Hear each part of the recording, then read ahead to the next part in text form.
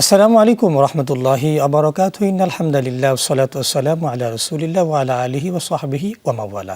কাছে দূরে বিশ্বজুড়ে যে যেখান থেকে দেখছেন সবাইকে আন্তরিক প্রীতি ও শুভেচ্ছা জানিয়ে শুরু করছি আজকের অনুষ্ঠান। যমুনা টেলিভিশনের ইফতারের পূর্ব মুহূর্তের এই বিশেষ আয়োজন অ্যান্ড মোহাম্মদ প্রেজেন্টস রোজার দিনে পাওয়ার্ড বাই ভাইয়া হোটেলস। আপনাদের সাথে আছি আমি মুফতি শাহ আহমদ রেজা। আলোচনা করব গুরুত্বপূর্ণ জীবন ঘনিষ্ঠ রমজান সম্পর্কিত একটি বিষয়। আজকে আমাদের আলোচনার বিষয় রমজানের নিয়ামত। আর এ বিষয়ে আলোচনা করার জন্য আমাদের মাঝে আমন্ত্রিত হয়েছেন একজন ইসলামিক স্কলার, চট্টগ্রাম জামিয়া আহমদিয়া সুন্নিয়া কামিল মাদ্রাসার সম্মানিত আরবি প্রভাষক মুফতি জয়নুল আবেদিন আল কাদেরী। জি, আসসালামু আলাইকুম ওয়া রাহমাতুল্লাহি। ওয়ালাইকুম আসসালাম। মুহতারাম, কেমন আছেন? আলহামদুলিল্লাহ, আপনি কেমন আছেন? আপনাকে আমাদের অনুষ্ঠানে স্বাগতম। জি, আলহামদুলিল্লাহ। দর্শক, আমরা আলোচনা করব রমজানের নিয়ামত সম্পর্কে। রমজান আমাদের মধ্যে অনেক নিয়ামত নিয়ে এসেছে। এর মধ্যে বিশেষ করে সাহরি, ইফতারি, তারাবি, তাহাজ্জুদ, কিয়াম, সিয়াম এবং কোরআন প্রত্যেকটির আলাদা বৈশিষ্ট্য রয়েছে, বিশেষত্ব রয়েছে। চলুন আমরা আলোচনা শুনি। যে মোহতারাম, আমরা বলছিলাম যে মাহে রমজান আমাদের মধ্যে কিছু নিয়ামত নিয়ে এসেছে। এর মধ্যে অন্যতম নিয়ামত হচ্ছে সাহরি। সাহরির বিষয়ে আপনি কি বলবেন? জি, মাহে রমাদানের অন্যতম গুরুত্বপূর্ণ নিয়ামত হচ্ছে সাহরি। আসলে এই সাহরির অনেক ফজিলত রয়েছে, সাহরির মধ্যে অনেক বরকত রয়েছে। আল্লাহ তাআলা সাহরির মধ্যে বরকত দান করেছেন।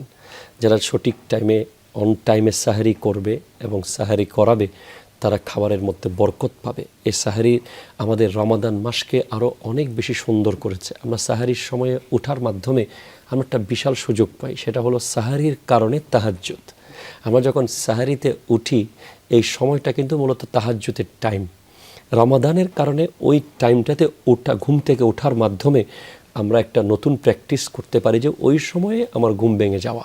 তো এই সাহরির সময়ে আমরা উঠতে উঠতে যখন অভ্যস্ত হয়ে যাব 30 দিন, অন্য মাসগুলোতেও আমার এই সময়ে অটোমেটিক আমার শরীরের মধ্যে, আমার জীবনের মধ্যে একটা পরিবর্তন আসবে। আমি ওই সময় ঘুম আমার ভেঙে যাবে, অভ্যাসে পরিণত হবে ঘুম ভেঙে যাওয়া। আমরা তাহাজ্জুদটাকে কন্টিনিউ করতে পারবো। তার মানে হচ্ছে আমরা সাহরির সময় যদি ঘুম থেকে উঠি, এটা আমাদের তাহাজ্জুদের প্র্যাকটিসটা হয়ে যাচ্ছে। এবং অনেক সময় আমরা সারা বছর অনেকে ফজরের নামাজ আদায় করে না, তো দেখা যায় যদি এই সাহরির সময় সে ঘুম থেকে উঠতে পারে তাহলে তার সাহরিও খাওয়া হবে, তাহাজ্জুদও হবে, ফজরও তার হয়ে যাবে। এক নিয়ামতের 3 নিয়ামত পেয়ে যাচ্ছেন আপনি। আরেকটি হচ্ছে অনেকে সাহরি করতে চায় না, মানে সাহরি না করে সে হয়তো একদম ফজরের আগে উঠে ফজর পরে শুয়ে পড়লো, তাদের জন্য কি হবে? না, আসলে সাহারি করতে চায় না বলতে, সাহারি যে ইচ্ছা করে সাহারিকে যে তরক করে সে আসলে ইসলামের একটা গুরুত্বপূর্ণ বিধানকে তরক করছে। সাহারি কেউ যদি ছুটে যায়, আবার এমন হয় যে অনেক আগে খেয়ে ফেলেছে 10টা 11টায় বা 12টায়, এতে কোনো অসুবিধা নেই। তবে আমরা তো সাহারির সময়টাকে নির্ধারণ করা হয়েছে, এই যে আপনাকে বললাম সাহারির সময় ঘুম থেকে উঠলে তাহাজ্জুদ, এরপরে ফজরের নামাজ, সবকিছুর সাথে একটা সম্পৃক্ততা। এগুলো তো আমাদের মাহে রমজানের নিয়ামত, এগুলো থেকে সে বঞ্চিত হবে না উঠলে। আরেকটি বিষয় হচ্ছে রাসূল বলেছেন যে ফালা তাদউহু, তোমরা সাহরি খাওয়া ছেড়ে দিও না। আরেকটি নিয়ামত সম্পর্কে জানবো, ইফতার। কারণ আমরা এখন ইফতারের পূর্ব মুহূর্তে আছি। আমাদের যমুনা টেলিভিশনের দর্শকরা আমাদের দেখছেন, তাদের উদ্দেশ্যে আপনি ইফতার কিভাবে আমাদের নিয়ামত? ইফতার তো অসম্ভব একটা শ্রেষ্ঠ নিয়ামত। হাদিসে পাকে আছে, قال رسول الله صلى الله عليه وسلم للصائم فرحتان فرحة عند فطره وفرحة عند لقاء ربه। রোজাদারের জন্য 2টা খুশি রয়েছে।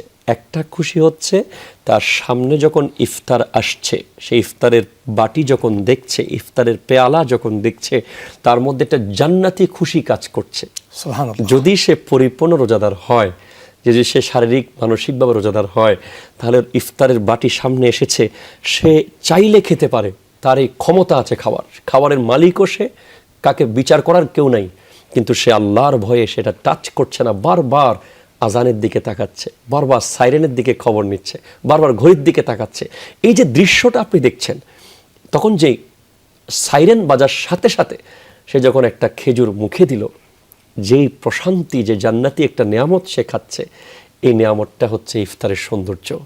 এরপরে যে পরিপূর্ণ ইফতার করলো, যে পরিপূর্ণ রোজাটা রাখলো, তার দ্বিতীয় খুশি হচ্ছে ইনদা লিকাই রাব্বিহি, সে আল্লাহর সান্নিধ্যে যখন যাবে সে এই পরিপূর্ণ খুশিটা পাবে। ইফতারের মাধ্যমে আমাদের সমাজে বিশাল একটা পরিবর্তন চলে আসতে পারে।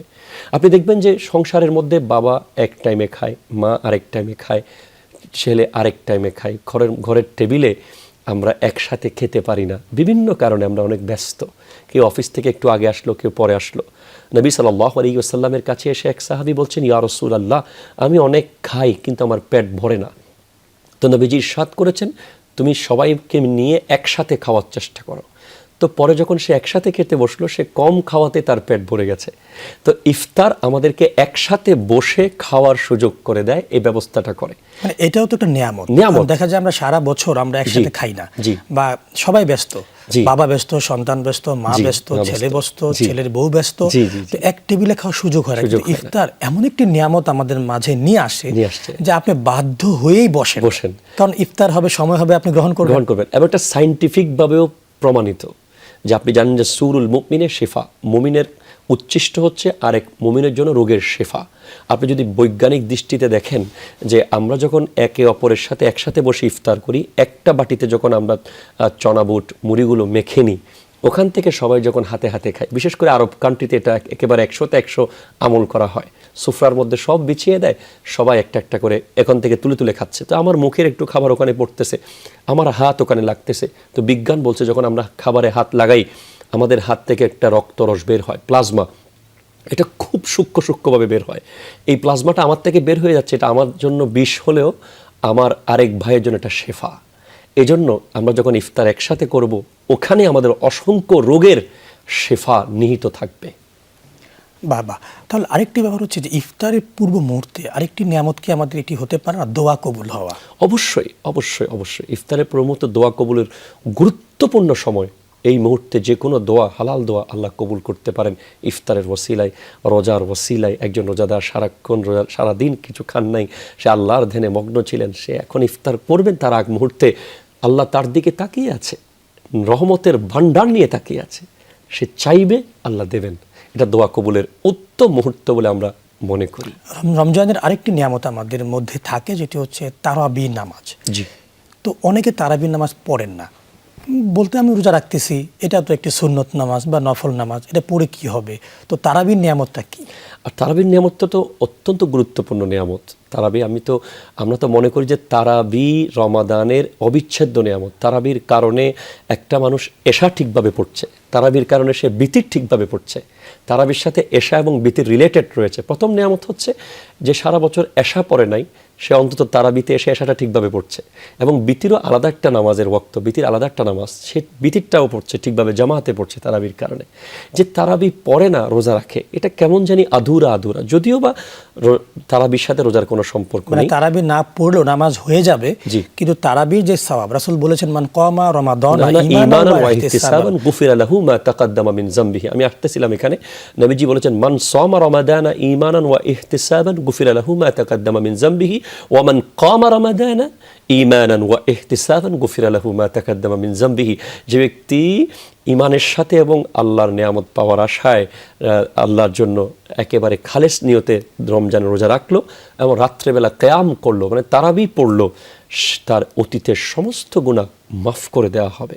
তারাবি যখন আপনি 20 রাকাত পড়েন, 20 রাকাতে আপনি হিসাব করেন, যদি 30 দিন পড়েন 600 রাকাত নামাজ হয়। তাহলে এই যে নিয়ামতটা অনেকে বলেন যে তারাবি 8 রাকাত। জি। তাহলে 8 রাকাত আর 20 রাকাত, তাহলে তারাবি আসলে কত রাকাত? 20 রাকাত হয়, সেটি কেমন নিয়ামত আমাদের জন্য? জি, তারাবি হচ্ছে 20 রাকাত। সাহাবায়ে কেরাম হযরত ওমর রাদিয়াল্লাহু তাআলা 20 রাকাত তারাবি পড়েছেন, রাসূল সাল্লাল্লাহু আলাইহি ওয়াসাল্লামও 20 রাকাত তারাবি পড়েছেন। এটা অথেন্টিক হাদিস দ্বারা প্রমাণিত রয়েছে। তবে এখানে একটা বিষয়, যারা 8 রাকাতের সাপোর্টার যারা আছে, আমরা তাদের প্রতি একটা প্রশ্ন জুড়ে দিতে চাই যে আমরা তো সিজদা তো আল্লাহকেই করছি, যে আমি বাকি 12 রাকাত যে পড়লাম না, আমরা তো আল্লাহর সিজদা থেকেই বঞ্চিত হলাম। আমি যদি আরো 12 রাকাত নামাজ পড়তাম, তাহলে আমি আরো 1.5 ঘন্টা মসজিদে থাকতাম, আমার আরো 1.5 ঘন্টা মসজিদে থাকা হতো, 1 ঘন্টা তো মসজিদে থাকা হতো। তো আমি যে 8 রাকাত পড়ে চলে গেলাম, আমি গেলাম কোথায়? আমি কি করতেছিলাম? আমি কোন কাজে গেছি? আমি কি তারাবির নামাজের চেয়ে, আল্লাহর সিজদার চেয়ে দামি কোনো কাজে গেছি? যাই নাই। নিশ্চয়ই আমি সোশ্যাল মিডিয়ায় ঢুকে গিয়েছি, কোনো আড্ডায় চলে গিয়েছি, কোনো চার দোকানে বসে গল্পে বসে গেছি, বা আমি কোনো ব্যক্তিগত কাজে লিপ্ত হয়ে গেছি। তবে আমি যদি তারাবির ভিতরে থাকতাম, তাহলে আমার আরো 12টা রাকাত পড়তাম, আরো 24টা সিজদা আল্লাহকে দেওয়া হতো। এবং এখানে একটা সিজদা এমন হতে পারতো যেটা মেরাজ হয়ে যেতে পারতো, আল্লাহর দিদার হয়ে যেতে পারতো। জি, আপনাকে ধন্যবাদ। আমরা বাকি আলোচনা শুনবো বিরতির পর। দর্শক, ফিরে এলাম বিরতির পর। আপনারা দেখছেন আপনাদের প্রিয় অনুষ্ঠান এন্ড মোহাম্মদ প্রেজেন্টস রোজার দিনে, পাওয়ার্ড বাই ভাইয়া হোটেলস। আমরা শুনছিলাম গুরুত্বপূর্ণ আলোচনা, রমজানের নিয়ামত।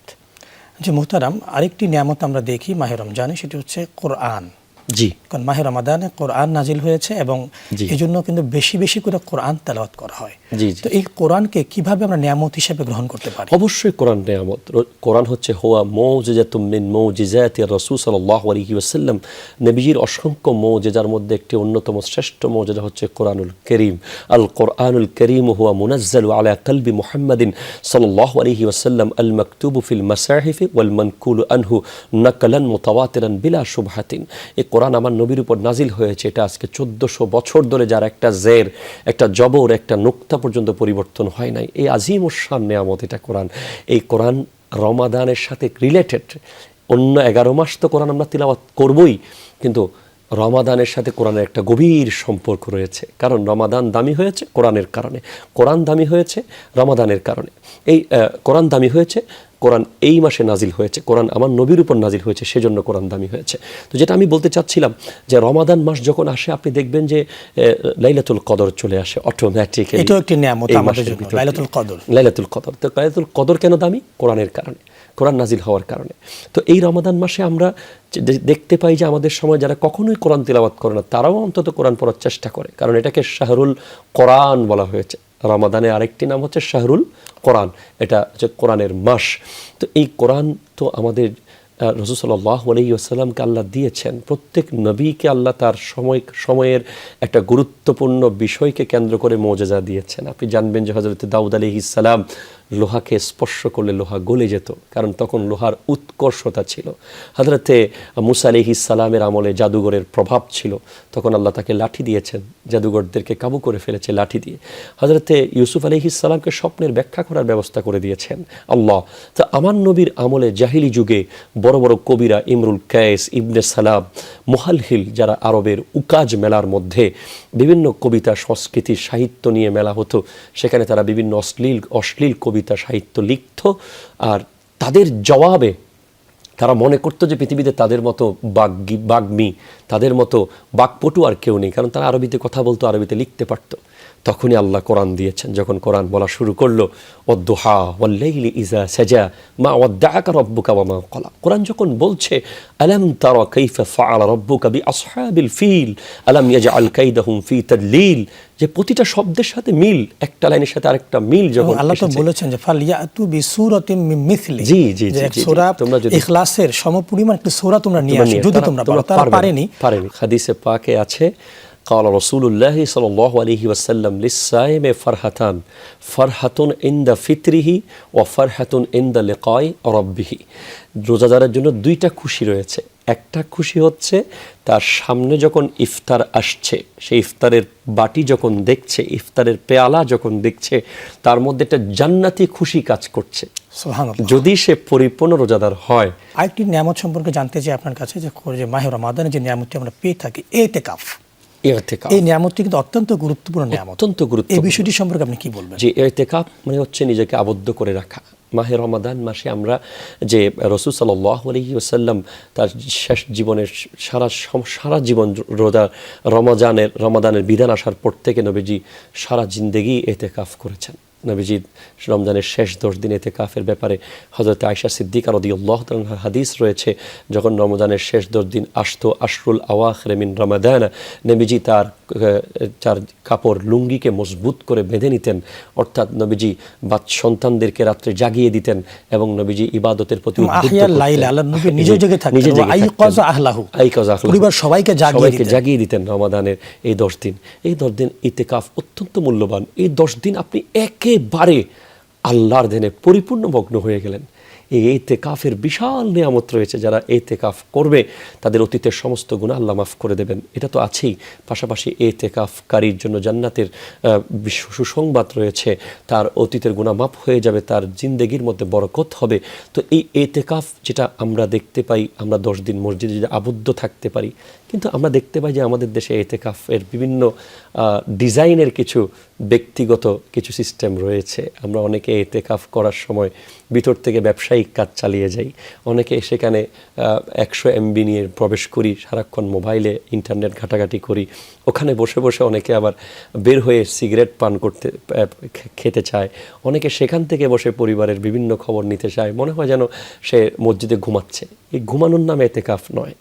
তাহলে এটা তো সে যদি এভাবে কাটায় তাহলে তার রমজানের যে নিয়ামতটি সেটি তো অর্জন হবে না, বরং এই 10 দিন ইতিকাফ করার জন্য তার একটি নিয়ামত নসিব হতে পারে, লাইলাতুল কদর, যেটিকে আল্লাহ রাসূল খুঁজতে বলেছেন। এটাই লাইলাতুল কদর, তাহারু লাইলাতুল কদর ফি আশরিল আওয়াখির মিন রমাদান। তোমরা রমজানের শেষ 10 দিন লাইলাতুল কদরকে খোঁজো। ইতিকাফের অন্যতম মূল পয়েন্ট হচ্ছে এটাই, সে 10 দিনের জন্য যখন আবদ্ধ হয়ে গেছে, লাইলাতুল কদর ছুটে যাওয়ার কোনো সুযোগ নেই।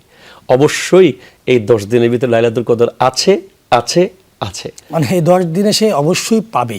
রাসূল বলেছেন, মান কামা রমাদানা ঈমানান ওয়া ইহতিসাবান গুফিরা লাহু মা তাকাদ্দামা মিন যামবিহি। আমি আসতেছিলাম এখানে, নবীজি বলেছেন, মান সামা রমাদানা ঈমানান ওয়া ইহতিসাবান গুফিরা লাহু মা তাকাদ্দামা মিন যামবিহি ওয়া মান কামা রমাদানা ঈমানান ওয়া ইহতিসাবান গুফিরা লাহু মা তাকাদ্দামা মিন যামবিহি।